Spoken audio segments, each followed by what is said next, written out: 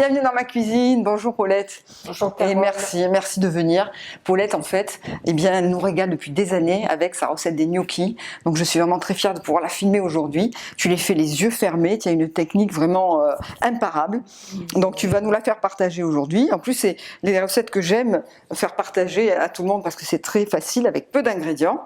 Il nous faut simplement des pommes de terre, de la farine, un œuf, un jaune d'œuf, du sel, de l'huile d'olive. Et puis alors l'été, on fait un pistou ou un pesto, et c'est ce que je vais faire aujourd'hui, puisqu'en ce moment j'ai un magnifique basilic. Donc ce matin, bien dans mon petit mixeur, je l'ai rempli de feuilles de basilic avec de l'ail, de la purée de sésame ou tahine, de l'huile d'olive, du sel et du poivre. Et donc là, j'ai un beau pistou bien vert. Mais toi, tu as un secret en hiver, quand il fait froid, tu fais tes gnocchis avec 3 ingrédients. Qu'est-ce que tu mets alors comme ingrédient?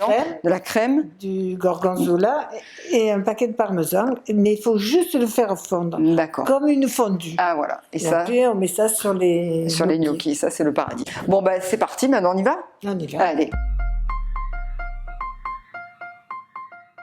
On va commencer par faire cuire les pommes de terre.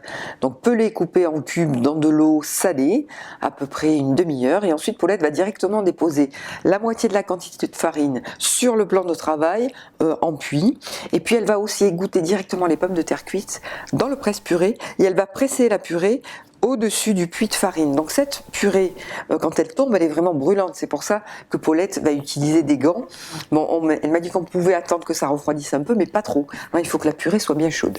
Ensuite, on va incorporer en 2 fois l'huile d'olive, en commençant à pétrir, et ensuite le jaune d'œuf. Et à partir de ce moment-là, le pétrissage va durer peut-être 5 à 8 minutes, où elle va finir d'incorporer en 2 fois la farine, sans oublier la cuillère à café de sel. Et puis on va commencer à obtenir petit à petit de belles pâtes avec une belle texture. Alors pour passer à la deuxième étape, il faut toujours avoir un plan de travail bien propre. Donc nous on l'a nettoyé, ensuite on l'a enfariné à nouveau, et comme ça Paulette a pu commencer à découper sa pâte et à la travailler d'abord entre les pommes de main, puis ensuite sur le plan de travail bien enfariné pour en faire des rouleaux bien cylindriques. Voilà, une fois que tous les rouleaux sont préparés, elle va pouvoir les détailler, les couper en petits gnocchis, d'un coup sec, avec un bon couteau. Et puis pour les spécialistes des gnocchis, on peut bien sûr les passer à la fourchette, comme les Italiens. C'est un geste qui a l'air facile quand on voit Paulette qui l'a fait depuis qu'elle a 3 ans, mais je vous assure c'est assez compliqué. Donc nous on va rester sur les gnocchis coupés comme ça, en carré, c'est aussi bon, le goût est le même.